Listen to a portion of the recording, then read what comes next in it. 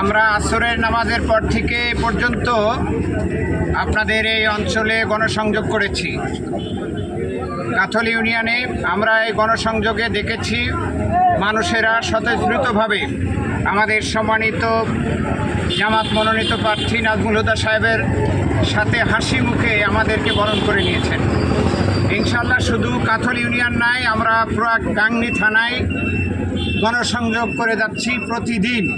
আল্লাহর মেহেরবানিতে আমরা একটা সাড়া পাচ্ছি, মানুষের ভিতরে একটা বিবেক জাগ্রত হয়েছে। সেটা হচ্ছে এই, আমরা ন্যায় ইনসাফ ভিত্তি সুখী সমৃদ্ধ জাতি ধর্ম বর্ণ নির্বিশেষে সকলে মিলে একসাথে বাংলাদেশটাকে বিশ্বের বুকে, বাংলাদেশের মানচিত্র বিশ্বের বুকে উঁচু করে দাঁড়ানোর জন্য বাংলাদেশ জামাত ইসলামী যেভাবে কাজ করে যাচ্ছে তার সাথে সারা জাতি একগ্রতা ঘোষণা করেছে।